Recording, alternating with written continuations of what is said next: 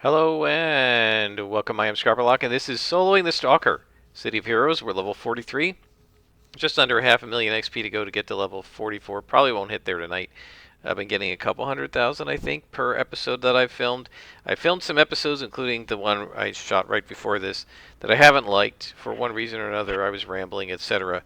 And actually, I'm going to use this episode to answer a comment about how I do enhancements. And I did that in the last episode, and it was overly ranty. And the thing is, I don't want to rant at somebody who was generous enough to write a thoughtful comment. I want to explain, but maybe without the rantiness. So I'm going to probably save that episode to listen to myself because I think it was an awesome rant, but I don't think it was appropriate given that the comment was meant in all helpfulness. Um, it does touch on some things that I feel a little ranty about, but I'm going to try to avoid that. And maybe I'll talk a little bit about why I ranted, but we don't want to rant at my channel members, so we're not going to do that. So what I want to do is go back to a comment that was posted in my timeline yesterday. In your timeline, it'll probably have been several weeks ago. It was posted on February 11th in episode 10 of season 3, which is titled Stalker Solo Stalker episode season 3 episode 10 Guild Tales. And Raging Brawler posted a question, and it said, I quote this. So here's the quote. I don't understand why you don't have any slots in Midnight Grasp. Next to Assassin's Eclipse, that is your highest damaging power. Slotting kinetic dampening and health is not very useful, to be honest, so there's 4 slots right there. End of quote. So what he's saying, at the time, it was level 35 or something, all I had was this slot. I didn't have these others. I have them now, and I always intended to get them, but at the time I didn't have them, but I had 3 slots in kinetic dampening, which is our passive that does between 11 and 12 and about 18% resistance with the enhancements on it. Would have been about 7 to 11% without. And of course, slotting health, which buffs our regeneration rate from 40% to 80% in terms of that. So that's these 2 slots, and these 2 slots he's arguing could have been put here, and I would have had, triple damage and double accuracy, and then we just get the endurance later or something like that. That was around level 35. So what I want to do is explain why I didn't have it, but I want to avoid the rantiness. So the comment talks about how, and let me reread this, that they are my highest damaging powers. Eclipse, say Assassin's Eclipse and Midnight Grasp. And why didn't I slot that instead of these other powers that, quote unquote, aren't that useful? So the reason that I slotted the way I did has to do with my philosophy of slotting, which is that I evenly slot the primaries and the secondaries, and I put in pools slots when I need them. And so I kind of, the pools obviously are not primary, but most people, I guess, really consider the primary a primary and the secondary a secondary. For me, especially for the melee damage types, the brutes, the stalkers, and the scrappers, I consider the secondary to be the second primary. I don't really consider it to be a less important set. Similarly with tankers, I consider their damage power, their secondary, to be a second primary. I don't think the melee classes, these are the ones that I'm most familiar with, I don't really feel like you can consider their secondaries secondary in importance. I know they're called that, but to me, somebody's shooting at me. Oh, Rick D. Jones, come over here, guys. You annoy me. I'm just going to let these things kill you. To me, the secondary and the primary of equal importance. And I also feel that way, by the way, about dominators who do damage as a secondary and control as a primary. Pretty much for all of my characters, other than maybe the mastermind, I have pretty much even slotted every character. I know that there is a different philosophy of character building where you very much more aggressively slot the primary. This is true for tankers, for defense, and especially true for brute stalkers and scrappers for their offensive power. That's your primary set. You slot the crap out of that, and you get to your secondary later in the 30s and 40s after you've got your primary slotted. I don't follow that philosophy. So one of the things that I try to make sure is that I get the slots on these powers that are important to me, particularly the secondary, fairly early on. I actually like slotting a passive that only needs 3 slots fairly early, because with a 2-slot level up, you're done. And so I do tend to bias toward actually doing those fairly early just to get them out of the way. Also, I am not one of these people who thinks that the most important thing in the world is DPS. The way I sometimes say it is, I do not worship at the holy altar of DPS. To me, DPS is just one metric and not the most important one. We've talked about DPE, damage per endurance cost. That's important, of course, but I don't think that that's what matters either. I think that those are important metrics. I think that those are metrics that can be useful to assess the effectiveness of your character, and that effectiveness can be important. But really what I want to know is the character fun to play, right? And what does that mean for me versus other people? Well, that's going to affect how you do a build. So why am I not putting all this extra damage on Midnight Grasp? Well, by the time I took Midnight Grasp, I had these other 4 powers. I had a closed attack chain, with this one also doing crits. These guys are mostly slotted, and I was finishing them up. And then I wanted to get Siphon Life going because I wanted that heal in there, because it's very useful to have a heal on a damage character that does a little bit of damage, but it also heals you up. It's very useful, and it keeps this health bar pretty pegged, which is nice. Obviously not when you're fighting drones, because you can't hit anything when you're fighting. You can't hit the drones, but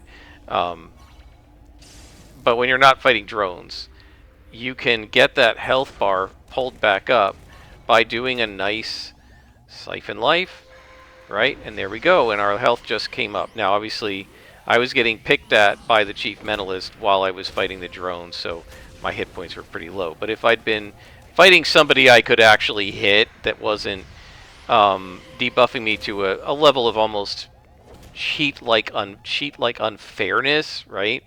Which is what the devs do with the Rikti Guardians. They're basically almost like exploiting. If I was just fighting normal mobs, my health bar wouldn't have gone down, because I would have been able to hit Siphon Life, and I would have hit the enemy. And I felt like that was a really important power to have. It's useful for soloing, because you need to heal yourself.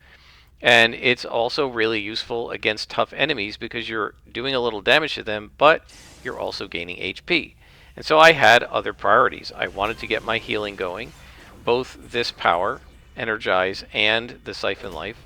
I wanted Shadow Maul done because it's my only AoE, and that sort of thing. Now, of course, the powers that were called out were 2 passives, Health and the passive Defense, right? My feeling on passives is, I like the passives. I like slotting them. I always slot Health and Stamina. I know a lot of people don't. That's up to them, but I have always slotted them. Even back in the day, when you had to take Health and Stamina as powers, and people would fuss about that because they wanted all of their powers, I was willing to give up primaries, not secondaries, but primaries on my Martial Artist, to take Stamina and Health. My original Martial Artist in City of Heroes, when it launched, it never had Cobra Strike, which at the time didn't do any damage. It was very light damage, but it did the stun. And I never took Crippling Axe Kick. A, because I didn't like the animation, but B, because I couldn't afford it when I was taking these other powers, Swift, Health, and Stamina, to try and get to Stamina as well as Health. I didn't have those 2 attack powers, and because I didn't have those 2 attack powers, which would need to be 6 slotted, I had room to 6 slot health and stamina, and I saw how wonderful it was to have those powers slotted. Now you can't 6 slot them anymore, but I would never forego slotting health. There's no way. I have just seen too many times the usefulness of having that increased regen. Health, if you get it, if you slot it by level 22, so that you double the effectiveness of it, that doubled effectiveness will be helping your character every minute of every second of every minute of every mission that you play, and in between missions, all the time. It's a passive, it's always on. To me, pound for pound, I can't imagine a better power to slot. The health passive that I have has probably, over the 21 missions I've had it triple slotted, that's probably thousands of hit points that I've regenerated that I wouldn't have if I hadn't slotted it. So to me, it is well worth it. You don't have to agree, but if I'm going to prioritize something, it's not going to be the 5th attack in an attack chain. I've already got a closed attack chain. Yeah, this one does more damage, but this does a lot of damage. These guys, when they have the recharges on them, recharge pretty quickly and do really nice damage, and I wasn't having any trouble taking out enemies. What I was having trouble with was a little bit the regen, and of course being out of breath with the endurance. So that to me means slotting health and stamina. And so I've always done that. I will always do it. Much as I don't worship at the altar of DPS, I do worship at the altar of health and stamina, and I'll die on that hill.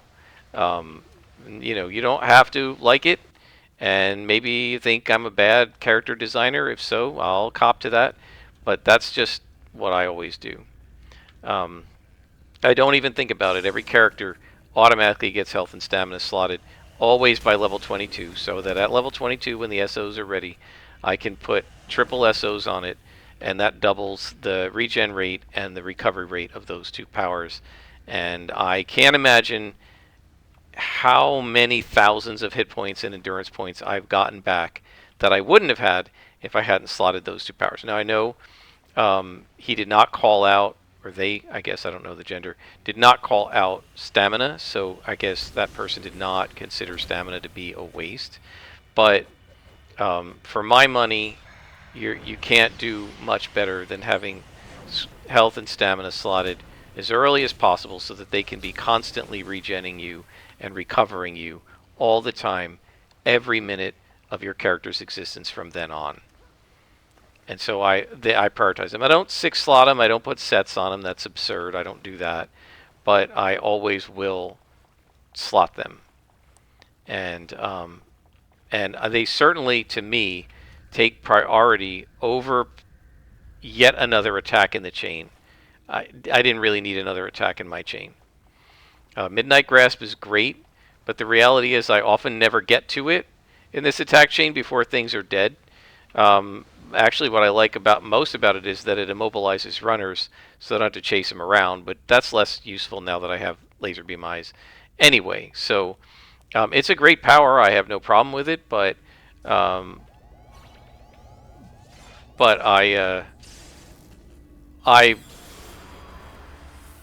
prefer to do this even slotting and make sure that I've got my powers slotted on both sides, and that means including the passives.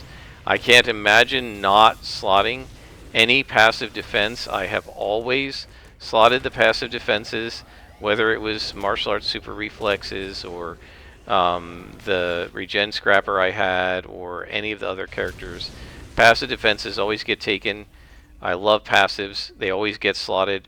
One of the things I like about passives is, again, they only take a total of 3 slots. You're only adding 2, unlike attack powers where you need to add 5 to get it to 6 total. And so the advantage there is that if you're taking too many attack powers and you're only early on, I mean, it was level 35 when this comment was made, so I'd only had a couple of levels of getting 3 slots per level, right? The other levels were all 2 slots per level. And so When you're only getting 2 slots per level, every time you get your powers, it gets slots for your powers, you don't have enough slots for every single attack to be 6 slotted early on. So what you kind of need are some powers you can take that don't need slotting, so that you can put the slots on the powers that do need slotting. So to me, realistically, you don't want to have... Realistically, I couldn't get him in time. Realistically, I don't want to have... I don't want to take, like, an attack at level... You know, get your attack at level 1. I don't want to take another one at level 2, another one at level 4, another one at level 6, another one at level 8. I can't slot him anyway, right? So, what, you know, you're kind of saying, well, what good is it doing you to have Midnight Grasp without the slots? Well, I'd have to have it without the slots if I took it earlier, right?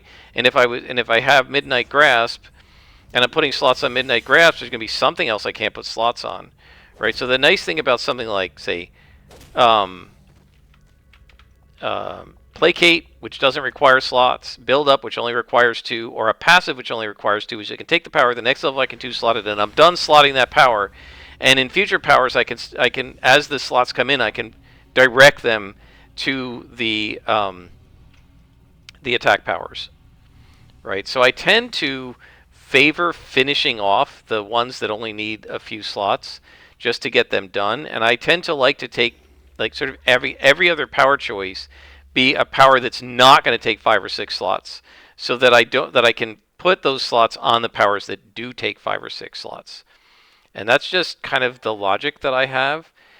I will point out that on the Rebirth server, in addition to automatically giving you all of the fitness, I can't go to Peregrine Island. That's unfortunate.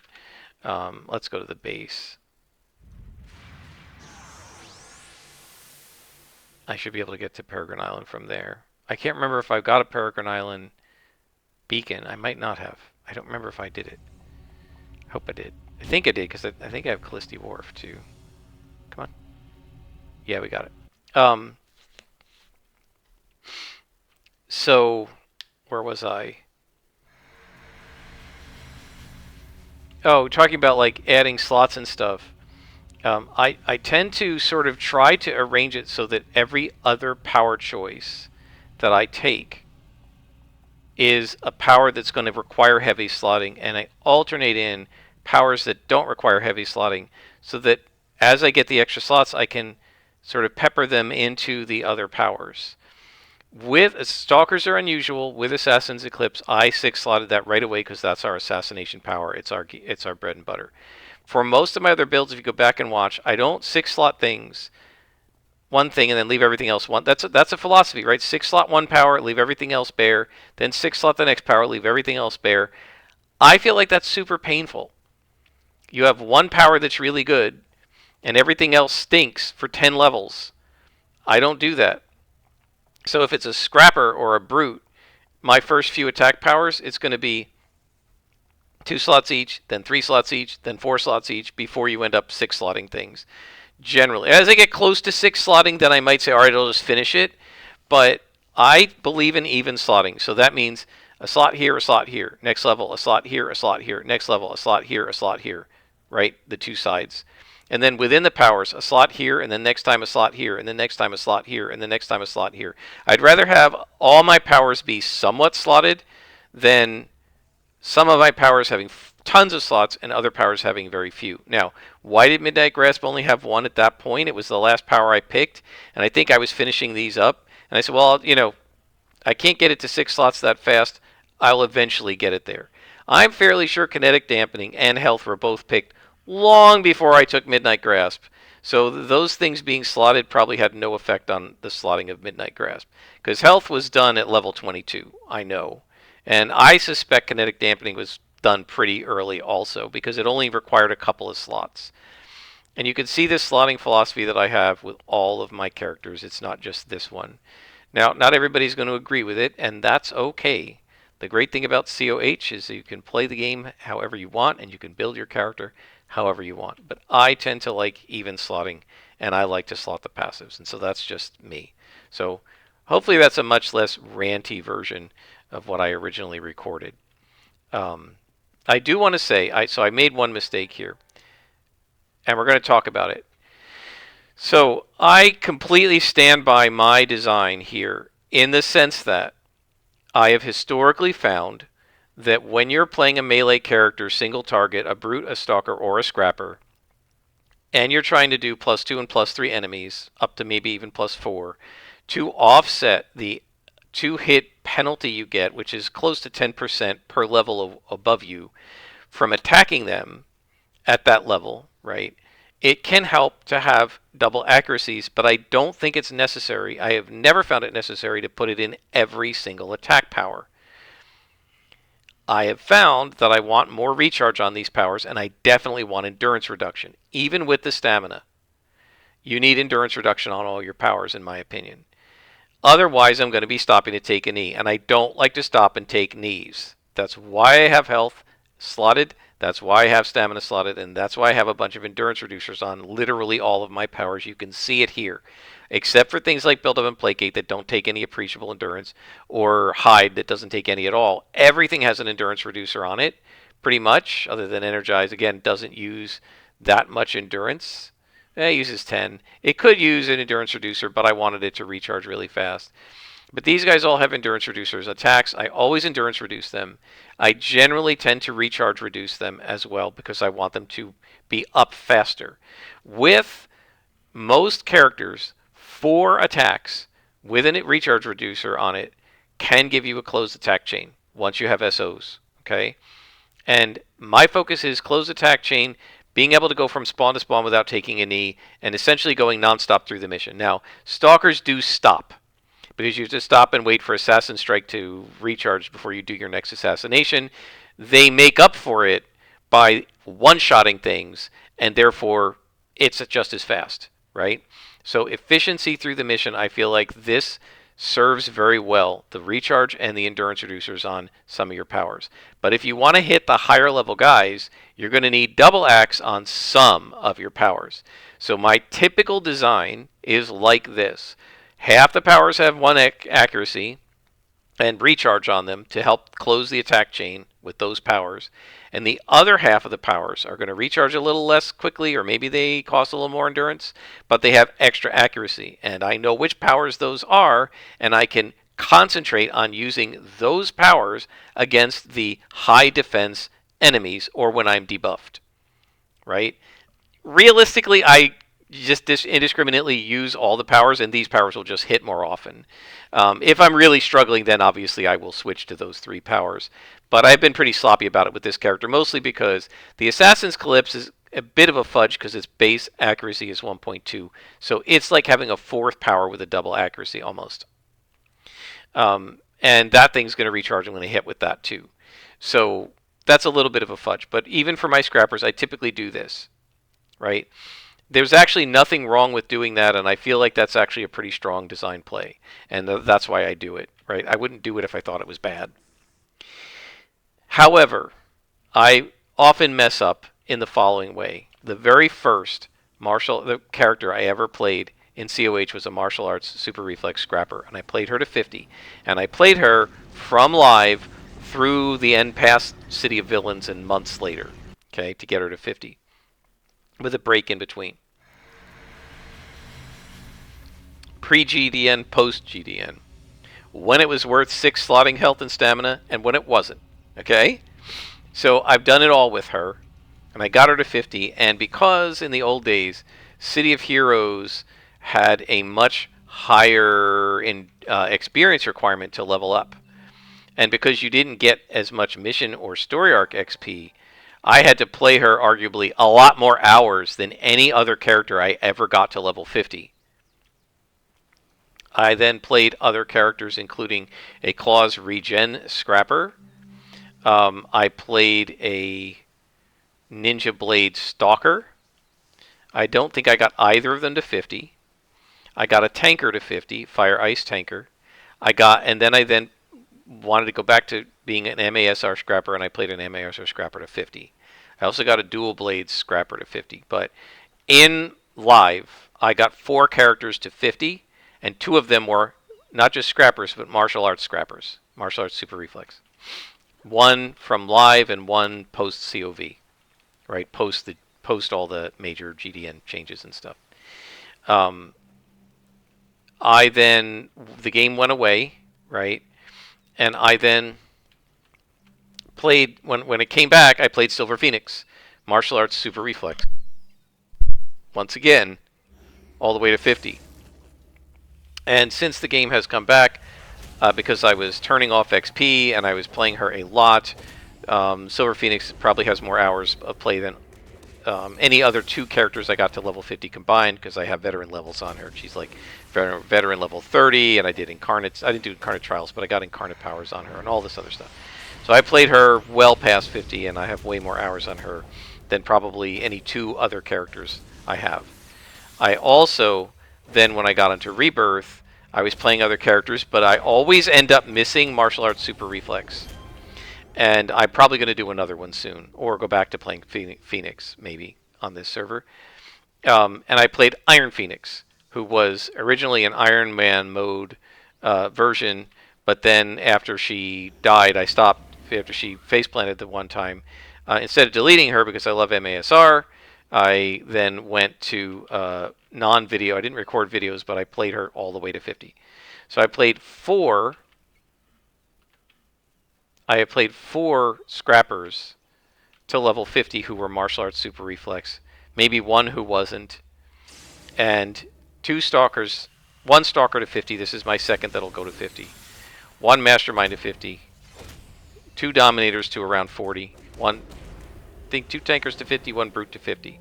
Right? I basically, martial arts super reflex, I have played as much as all my other characters combined, probably more.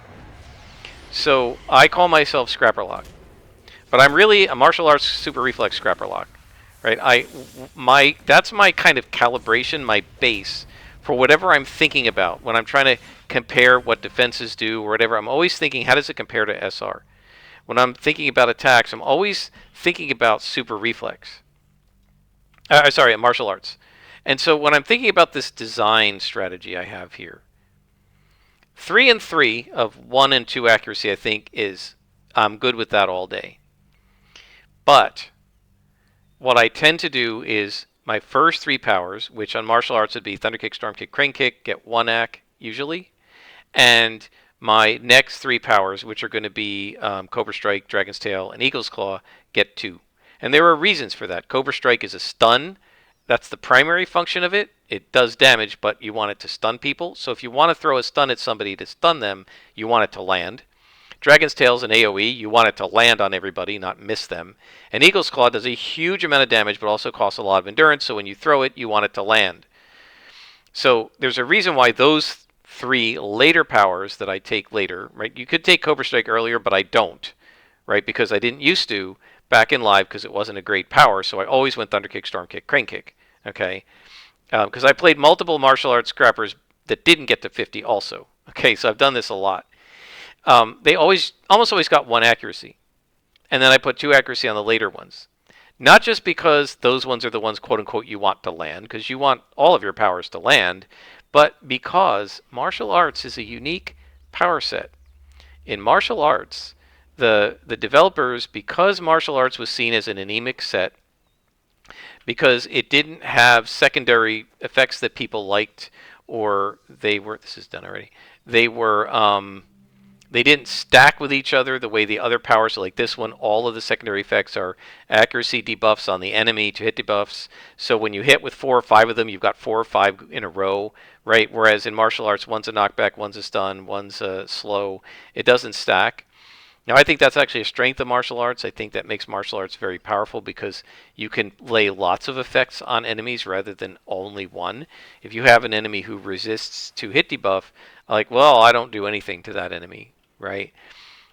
But if I have an enemy that resists slow with, say, crippling axe kick, well, I can throw a disorient on him. If he resists disorient, I can knock him back. If he resists knockback, I can put the slow on him, etc., etc. And so I think that's actually quite strong, but the conventional wisdom of the players was that it was weak, and nobody wanted to play SR, MA. SR was also considered weak. but for different reasons, and we won't get into that here. So the developers, in order to make martial arts more attractive to players so that they wouldn't complain about it being an anemic set, they altered the base to hit for martial arts so that the base to hit, I don't remember if it's an accuracy mod or an actual BTH mod, base to hit mod, but essentially the default to hit with no enhancements on the power for martial arts powers is 85% instead of 75%, right? And that plus 10% is the equivalent of the difference between attacking a +0 and a +1. So this character has the same chance to hit a +0 as a martial arts character against a +1. And the same chance to hit a +1 as a martial arts character has to hit a +2. Base martial arts is more accurate. At least it used to be in live, and I think it was when I was playing Silver Phoenix and Iron Phoenix. I don't know if they've changed it since, guys. I think it was true in live, maybe when Homecoming came back. Maybe I was assuming it was true. I don't know for sure. I haven't checked my character. But if that's true, when these powers are in and slotted, and I haven't got these yet at level 22, right? Maybe I got Cobra Strike, but classically, Dragon's Tail wasn't available until 26. Eagle's Call wasn't even available until 32. So these were the powers you're going with. The first three powers: Thunder Kick, Storm Kick, Crane Kick on a martial artist. Until level 32. And I'm going to move up to +1s. That didn't happen in live, but it does happen here, right? This single accuracy was enough. Because a +1, in terms of to hit, is a +0 to a martial artist. And I didn't start needing to worry about hitting the +2s and 3s until I had already taken some Cobra Strike and Dragon's Tail, right? And those guys got the double accuracy because now I'm moving into +2s. I left these alone generally because I might miss with those, but I'm going to hit with these, right? And I knew which ones it was, and they were, it's different here, but they were 1, 2, 3 on here was the low accuracy, and 4, 5, 6 was the higher accuracy. I didn't do that here because I took Shadow Punch later, and for various other reasons. But an Assassin Strike had to come first. It's not a Scrapper; it's a Stalker. So it does. There is a little bit of a difference, but I kind of slot them the same way. And so my mistake with non-martial arts Scrappers is I always do the slotting as if they're martial arts, even though I know they're not. Right? I don't even consciously think about it. It's just like automatic knee jerk for me. The first 3 attack powers are 1 slot, 1 accuracy. The second 3 are 2 accuracy. Right? And because that works in martial arts. And it doesn't necessarily work as effectively in these other characters. So what I should have done on this character was put a double accuracy here and possibly here instead of here. I don't think I needed it on everybody. And I don't think the endurance would hold up on everybody if I didn't put those endurance reducers on. And the recharge, I want that recharge, right? But I might have chosen earlier powers to go double accuracy if I'd been thinking, you're not a martial artist, you don't have that extra 2 hit buff, right? And I don't know. I'm just so used to thinking like a martial artist, just like I'm used to thinking like a Scrapper even when I'm playing a Stalker or a Brute or a Tanker. That, sometimes I just don't think about it. Now, I believe that my default way of doing it, as if this character is a martial arts Scrapper, worked just fine. This character's doing great. But I could have been slightly more efficient with where I put the double accuracies. And that is partly due to the fact that I think like a martial arts Scrapper, not just a Scrapper. Even talking about it is making me want to play martial arts next. I'm not going to. I really want to try a Sentinel. But a part of me, I might, do a Sentinel with you guys, but I'm probably going to make another martial artist. I want to play Silver Phoenix again, but the problem with Silver Phoenix is she's done like all the missions I want her to do. And all that's left is the grindy stuff and the incarnate stuff. Maybe what I'll do is take Silver Phoenix back and go do the task forces solo. That might be fun. And by the way, if you guys want to see that, Silver Phoenix playing like the Positron Task Force and the Numina Task Force and these other ones, if you want to see me try that, Go ahead and post comments, and maybe I'll film it. Otherwise, I'll just do it, just to play my martial artist again. I also went badge hunting with her, so if I'm going to get the badges and accolades, I'd rather get them on her. I'm not going to do it on every character. It's just, to me, it's too much. So, like, I'm not badge hunting with this character. It's just not. I already did that with Silver Phoenix. So hopefully that explains my logic, or maybe you'll say lack thereof, about how I do things, and also why I tend to sometimes maybe not be super efficient with the most effective way to do the accuracy on a scrapper or stalker, because I'm always thinking like it's martial arts, even though it's not. And I know it's not, but I just kind of default to thinking that way anyway. Ah, stupid drones. Alright, let's put a little bit of that on, and then we'll, I'll interrupt that. I want to just punt. Well, that's alright, that's fine. We're going to ignore the drones and go after these guys first, because the drones can't actually do anything to me.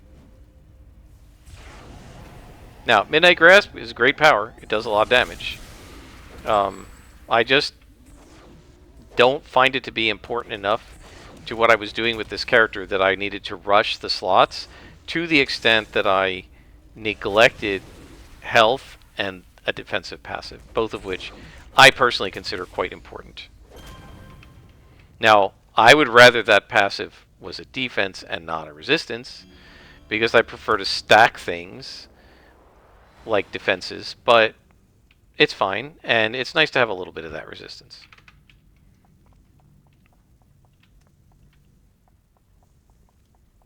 Yeah, so one of the things, I did tell a story in this other rant that maybe I'll tell here.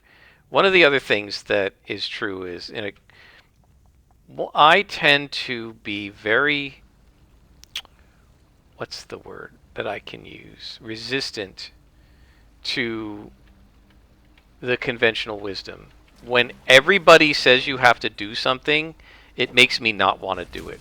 Right? Everybody said with martial art, with super reflex, that it was stupid and ineffective, and that you shouldn't, and you were a noob if you did this, you shouldn't even take the toggles. Back when the toggles were plus 20% base and enhanceable up to 40%, because you could put 6 slots on them and put 5 SOs, and they would work. Back when the passives were plus 10% and could be enhanced to plus 20. And when you could permahaste, perma-elude. Back then, what everybody said was the only way to play SR. Everybody said it. Only way to play SR is permahaste, perma-elude, and the passives 5-slotted, 5-slotted. Slot the passives, and then permahaste, perma-elude. And if you do anything else, you're a noob. Even if I thought they might be right, I wouldn't do it because everybody said you have to do it. Right? It's sort of like that scene from Seinfeld where they want him to wear the ribbon, Kramer to wear the ribbon, and they say you have to, and he says I have to, and she says yes you have to, and he said that's why I don't want to. Right? I don't really like it when people say you have to do something, and that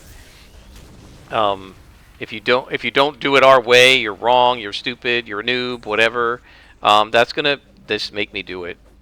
So this whole, I don't worship at the altar of DPS because I think it's objectively provable that that is not the only important thing in a character. But I also don't worship at the altar of DPS because everybody else does. And I don't like just following what everybody else does. And to illustrate that, when I was a kid, in junior high, there was nothing that I noticed about how people went around school carrying their book bags.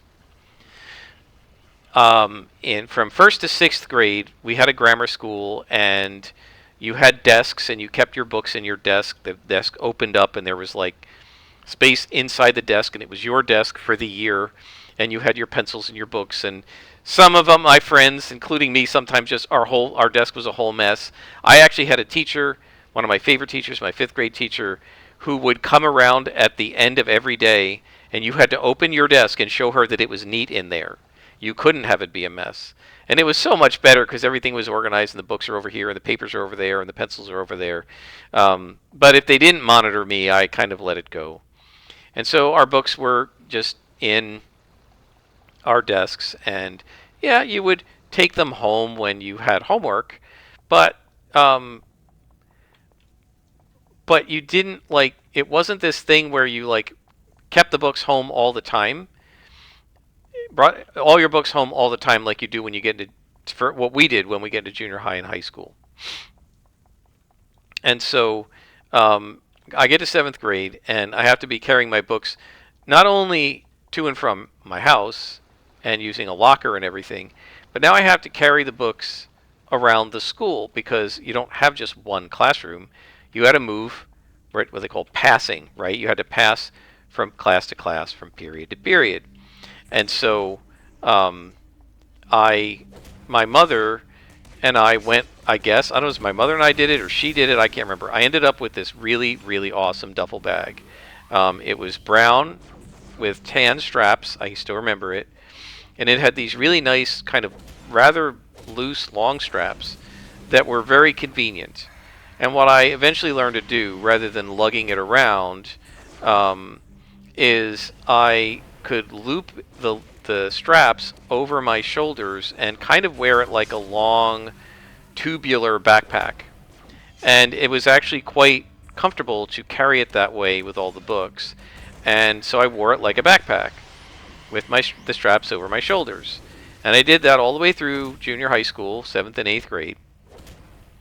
And then I got into ninth grade, and I was not, I don't know, I'm kind of clueless sometimes about social rules and stuff. I wasn't paying any attention to what other people were doing, and it couldn't possibly have occurred to me that would even matter. But one day, I was made all kinds of fun of by the other kids in the school and called all kinds of names because I was wearing my bag over both shoulders. It turns out, and I didn't know this as a kid, nobody told me it, nobody warned me, my mother didn't say anything, maybe they didn't do this when she was in school. I don't know what kind of packs and bags they had back then. But it turns out, remember talking to an undergraduate student about this when I was in graduate school, that all colleges, universities, and high schools in America can be categorized as either one-strap or two-strap schools. It's just this social thing. Either all the kids wear the just one strap and let the other strap just hang down, or they have their bags over two straps. And I remember my undergraduate assistant saying, we started talking about this. She said, "Oh yes, I was so glad when I came to this school that it was a two-strap school," because she had gone to a high school that was a two-strap school, and she said, "I would not have wanted to carry the bag over one shoulder." To me, it self-evidently was better and more balanced to carry the book bag over both shoulders, so you evenly distribute the weight, right? But that wasn't the cool thing to do, and so I was mocked and made fun of, and my best friend was probably embarrassed. And my response to this was to keep wearing my bag on both straps on both shoulders. Like, I did not switch to one strap just because everybody told me I should. The fact that they were making me do, if nobody had said anything to me and I had kind of noticed that people were doing it and decided to try it and liked it, maybe, but I refused to change because everybody said I should. I tend not to like that. So if everybody's telling me you've got to slot this way, or you can't, you've got to like don't take the toggles, only take the passives and do perma elude, and if you don't do that, you're a noob. Well, that's kind of reminding me of the kids telling me that I couldn't wear two straps on my backpack. I'm going to do what I want, and I'm especially going to do it if you tell me not to. And if you try to argue me that you shouldn't do it, it almost doesn't matter the reason. If everybody's telling me I shouldn't do it, I'm probably going to do it. Just because I don't like being told what to do.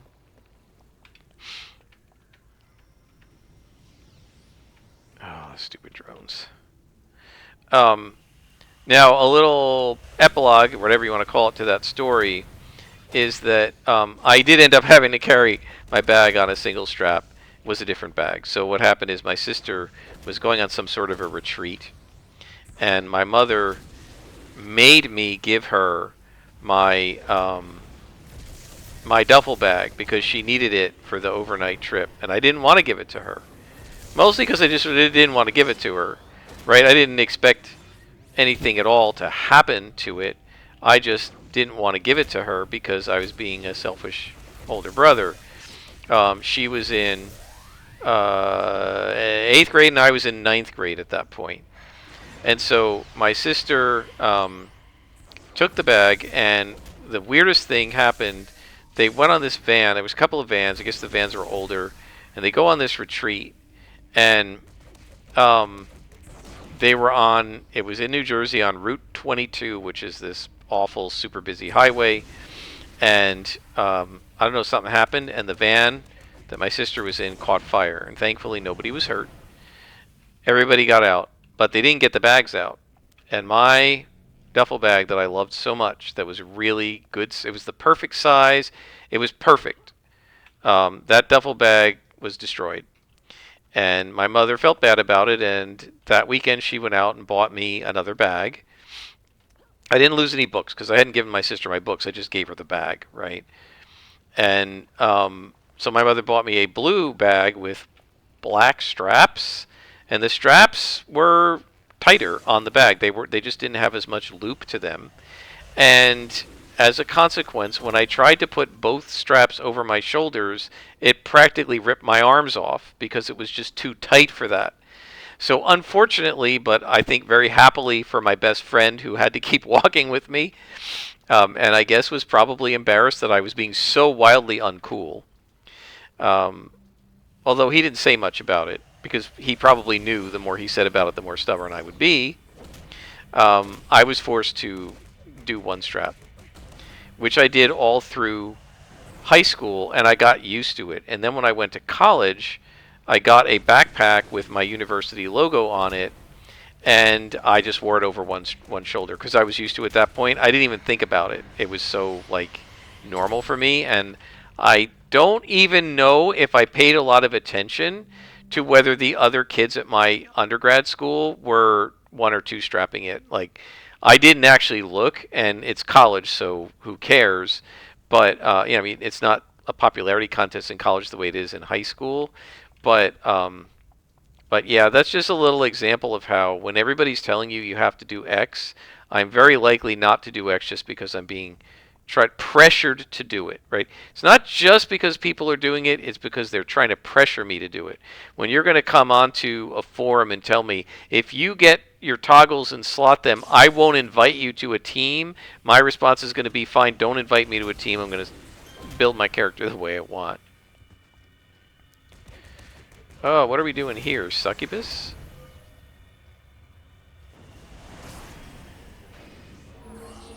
Yeah, I think you're going to get assassinated, honey. What faction is she? Circle of Thorns. I haven't seen one of those in a long time.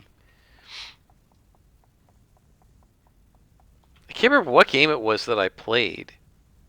It was a D&D style game, fantasy style game, where you were fighting a succubus? What the heck game was it? Was it Dragon Age? There was some game where you were fighting the succubus, and that thing was the most wickedly powerful thing in the whole game that you had to fight. Like, it wasn't a high level thing, but like the battle against whichever game this was, the battle against the succubus was just horrible, and I had to do it over and over again. It was so powerful. Like, why is this thing that powerful? They're supposed to be seductive, not like uber powerful. Anyway, same thing with DPS as with the straps and the bag, right? Everybody's telling me you should be doing for DPS is what matters. Well, how are you measuring the DPS would be my question, right? Are you measuring it instantaneously? And we've leveled up, so we are level 44. I did not expect to get here this fast. That's a 500,000 XP.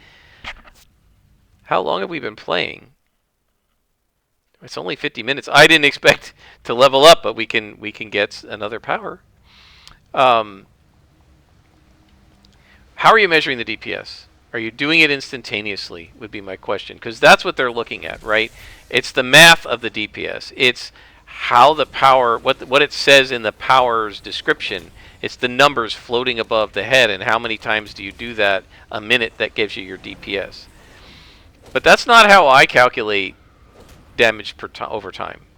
To me, damage over time is done on a mission per mission basis, right? So the question is, how much total damage, if I was going to calculate it, did this character do from the beginning to the end of the mission per second? And why does that matter? Well, because if I'm doing a lot of damage to a spawn, but it's taking me a long time to go from spawn to spawn, I'm not doing any damage in between spawns, guys. Where is that glowy? I hear it.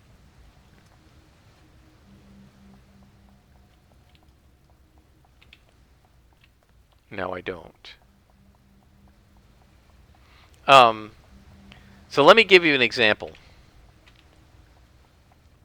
I had a supergroup mate named Ardell or something, can't remember, who was supposedly this, like, essentially Uber player, right? Really good at designing characters, really good at builds, almost as good as our guild leader, and was always critiquing other people's builds, including mine, and always acted like they knew more about COH than anybody else, but by their own admission had started playing on Leandro's server and never played it in live, so never saw what it was like to play the game when it was live, right? And I remember there were times when I was talking about, well, Super Reflex used to be like blah, blah, blah, blah, blah. I'm talking about in live with other people who were in live and knew what I was talking about. And she was like, no, it wasn't. I'm like, yeah, it was. I was in closed beta. I'm telling you how it was. And she's like, well, it hasn't been that way since Leandro took over. Yeah, that's not what I was talking about. So this player who was a self-proclaimed know-it-all of City of Heroes and another member of our guild were doing missions. And they were doing +4 times something. I don't know what. And I saw them online and we were chatting a little bit and they were like, hey, come join us. Where is this glowy where is the sound coming from?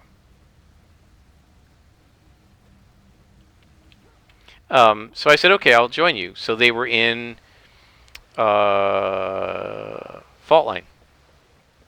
Doing, I don't know what missions, level 40 something missions. So they're in Fault Line, maybe they're level 50 already, I don't remember.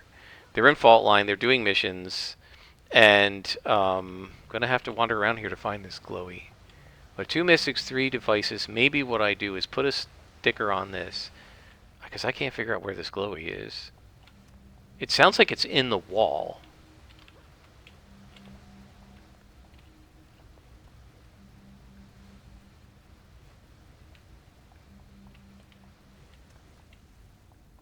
Is there a way to get inside this thing? Because sometimes there is a way to get inside and you have stuff inside, but I don't see any way to get in there.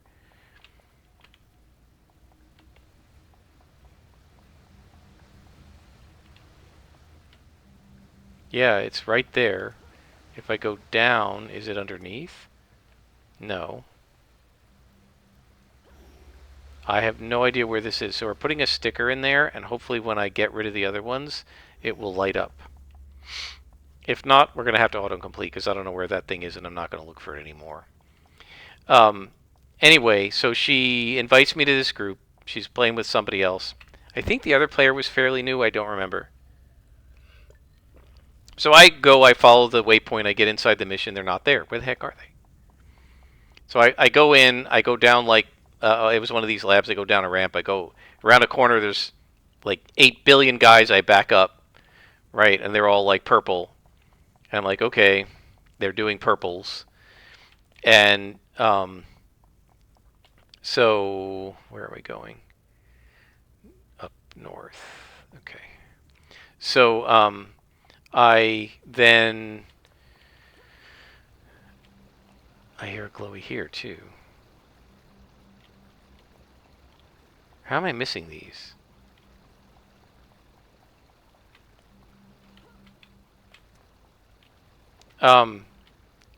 So I'm waiting for them. I'm like, where are they? And I jump out of the mission and I see them coming back from the hospital. So they'd gone to the hospital, right? They'd been face planted. I then proceeded to play this mission with them, and these two were face planting over and over again against these purples. I managed to survive it. I don't think I face planted a bunch of times, but they did. And they kept face planting and running back from the mission, and face planting and running back from the mission, right? I'm talking about how great the XP gain is and all the rest of it, and I'm thinking, what are you doing, right? Like, talking about DPS. Your DPS, if you measured it over this last half hour, is horrible. Because the whole time you're running back from the mission, you're not doing a single hit point of damage for minutes. Would somebody tell me, where are these glowies that I'm hearing? I hear one right here. Where the heck is it? Man, I don't know. We'll keep going, but I have the feeling this is going to be an autocomplete. This is one of these.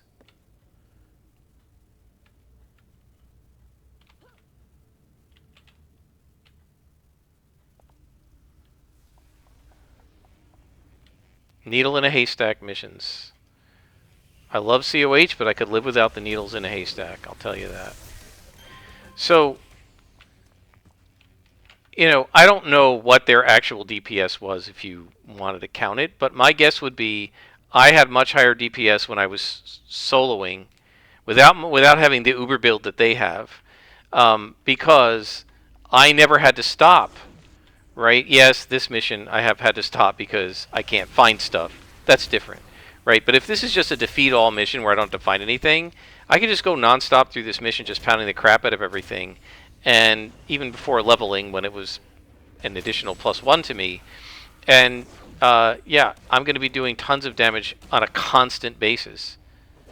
So, yeah, I don't like my DPS is going to be a lot higher because I'm always attacking and I'm always doing damage, right? So your DPS isn't just based on what the individual powers can do; it's also based on how much downtime you have. How often are you having to stop and rest, or stop and come back from the hospital because you have the mission set too high, right? They would have been better, instead of +4 times 8 or whatever the heck they were doing, they would have had higher rate of XP gain and much higher DPS if they just set it on +3 times 5 or something like that and been able to actually do the mission, right? I had a similar experience with the same guild but different characters, different players, when we did the Dark Astoria Modern, the new story arc with the evil banished pantheon gods and stuff. And when we were doing that one, they invited me to this mission and to the story arc, and I played in all but the first mission because I refused to fight Blue Steel, and I've told that story before. And I mean, I don't know how many times those guys all face planted, but I didn't face plant a single time in any of the missions.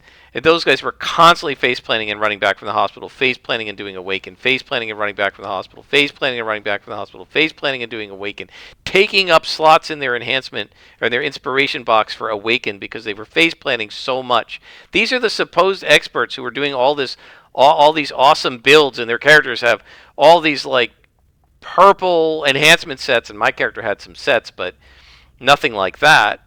And I wasn't face planting. Now, maybe you don't care if you face plant, but there is no way that their DPS was as high as mine would have been if I had soloed that mission and just run through it as fast as I could, hitting every spawn and going straight to the next spawn, next spawn, next spawn, and not face planting, right? Because the face plant and the run from the hospital, that is costing you time, and you're doing 0 DPS the entire time you do that. And if you calculate the DPS for a session, that DPS is going to be much lower if you're running from the hospital a lot. I guess I'm going to try to take these guys out. I don't know where where the hostages are. Like, there's all this crap to find, and I haven't found any of it, and I can hear 2 glowies, and I don't know where they are. So I'm about a minute and a half from auto-completing this mission. I'm going to do this room to see if we find anything, and if not, I'm walking out and auto-completing it because I've had enough. I love COH, but this thing, I would say, bad mission design. This is an awful mission. Why? Because you have all these little nooks and crannies for stuff to hide in, and it's needle in a haystack, and I hate that. I don't mind clicking on glowies. I'll click on 30 of them, but don't hide them. I don't find that fun. There's one up there.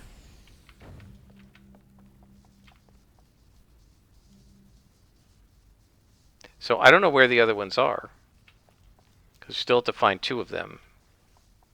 I hate this room because they keep targeting stuff, and it's not enemies. It's the stupid doors.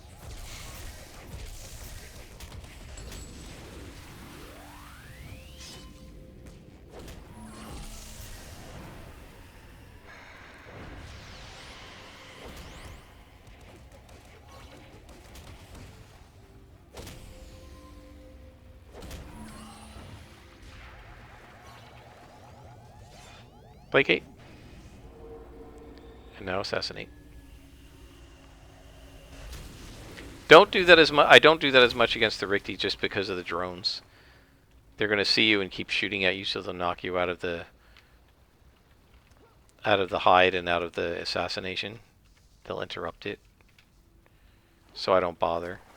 That's why a lot of times I've just been running up and punching things, because I know there were drones around and they're just going to negate my hiding ability. So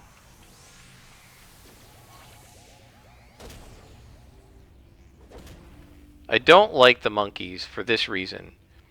They do the psychic powers, right? And those powers are often very dangerous if they come from a higher level enemy. So I hear that and see the effect, and I think it's something scary, and it's just a stupid monkey, which is annoying.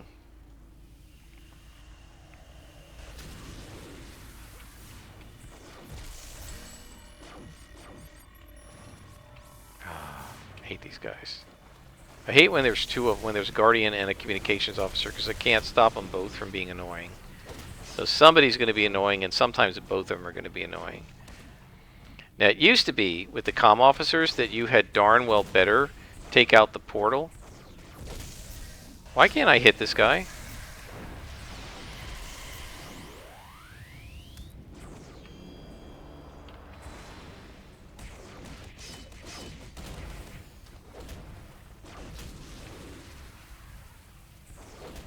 It used to be that you better take out the portal, and so you would take the portal out instead of the communications officer, but now the portal goes away as soon as the communications officer does.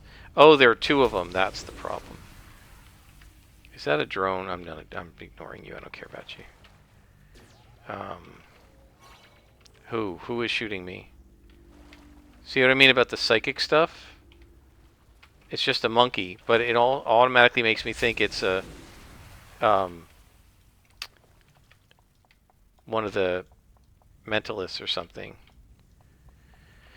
Oh, I didn't actually get this whole room. Oh, stupid drone. I want a drone delete button. Hate them. Just annoying. Not hard, not challenging. I actually don't mind that they can see me and knock me out of hide, but I just hate that they're unhittable. They're just super annoying. Alright guys, I am going to go back and look for these glowies one more time. I will not make you watch it. If I can't find them, we're going to auto-complete and level up. Alright, well I found one. Maybe this will light up the other one. Nope, there's another node. And 2 devices to destroy, and I heard one also around here. I accidentally fell down from here. So we're going to keep following it, but I found one, so we'll keep going.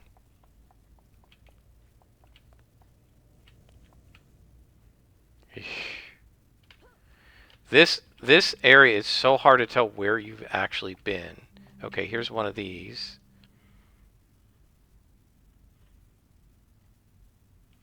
But not lit up yet.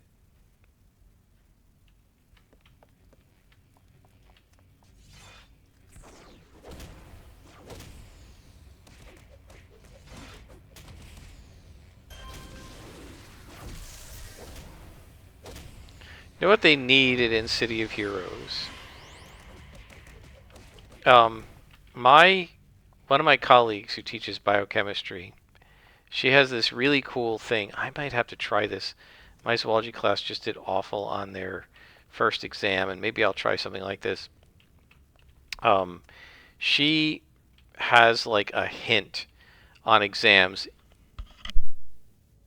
If you can't figure out what the answer is to one of her like short answer questions, like say it's a 10-point question, you can give back 2 points to her so that your maximum you could get on it is 8 points, and she'll give you a hint. And I think what they should have done in City of Heroes was the same thing. Give the players an option to say, okay, we can't find these glowies. I'll give up X% of the XP in the mission. I'd give up all of it to just tell me where the next one is so that I can find the dang thing, right? Because I'm really not interested in running around for an hour and a half looking for glowies. That's not actually fun gameplay. That's annoying gameplay, and I have no interest in doing that. And so, yeah, I would much rather just auto completing is fine and all that, but I don't need to auto complete the mission. I just would like to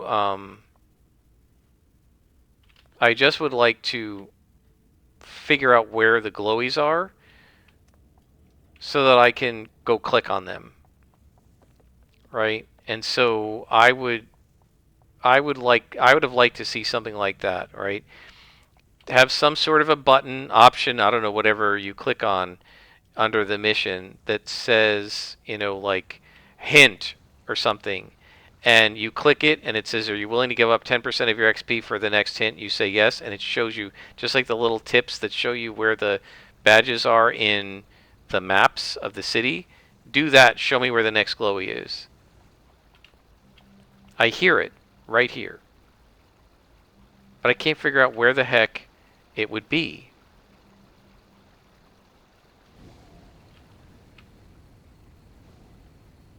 Oh, it's up here. I didn't even realize there was anything up here. Now did we get a white star? Now we got a white star. Okay. There we go.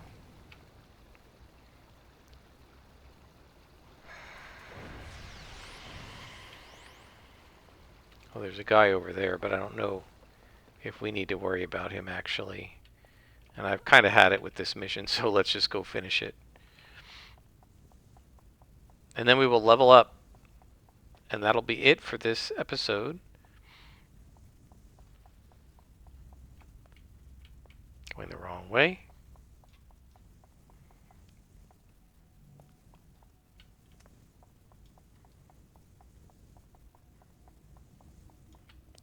Click on that. I was hearing it over here, and I came down here. Where the heck is it?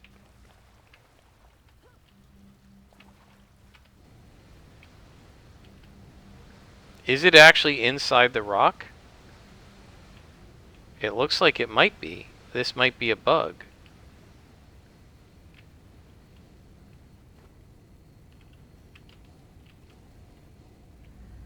Oh no, it's right there.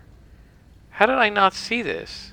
When I was down here before, I thought I came up here. I guess I didn't because these guys are still here.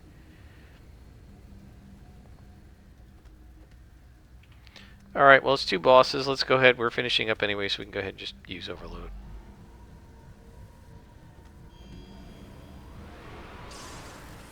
I'll start with him.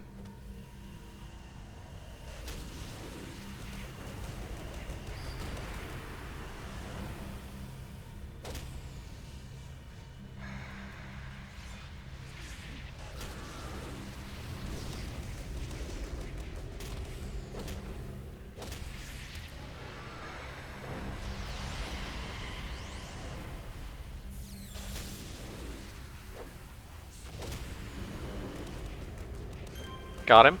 That's good. Move out of the tar patch. And you're going to placate. And then assassins. Oh, I should have waited for build-up. Oh well. We got him.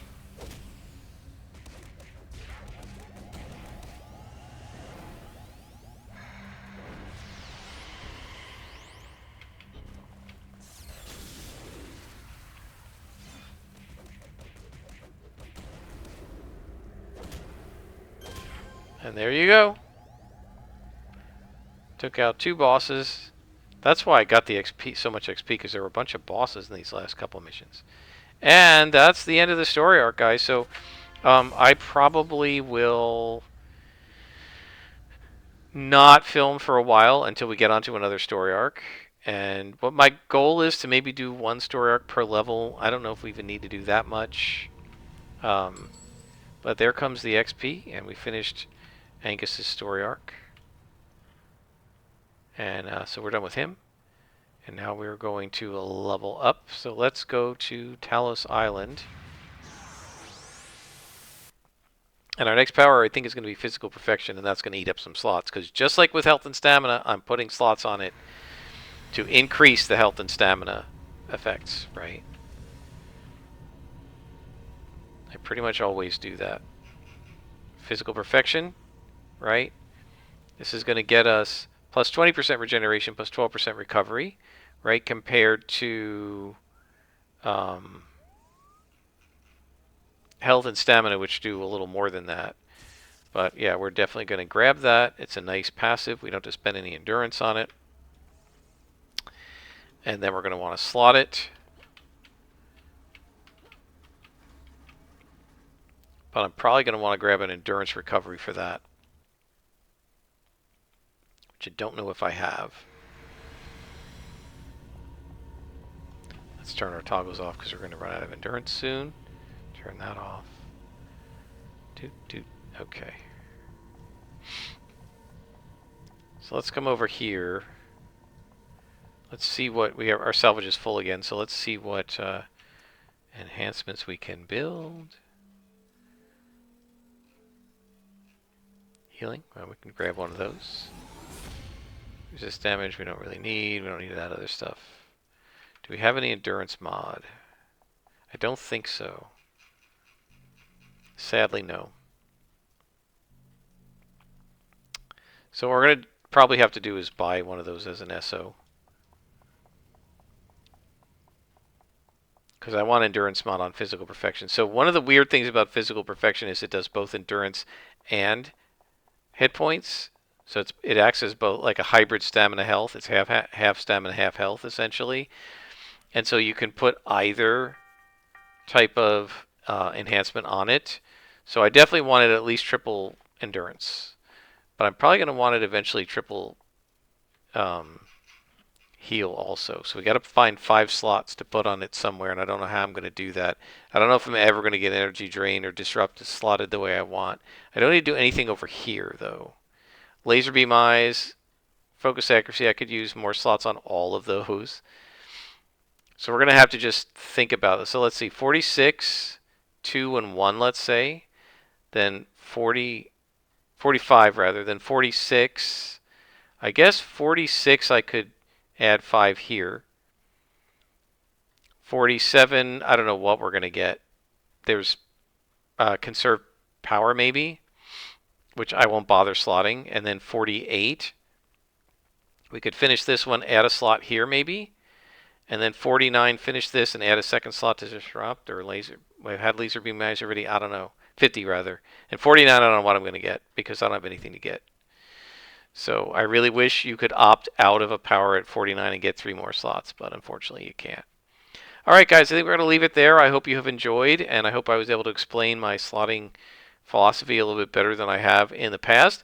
Until next time, I am Scrapperlock, and this has been City of Heroes, soloing the Stalker.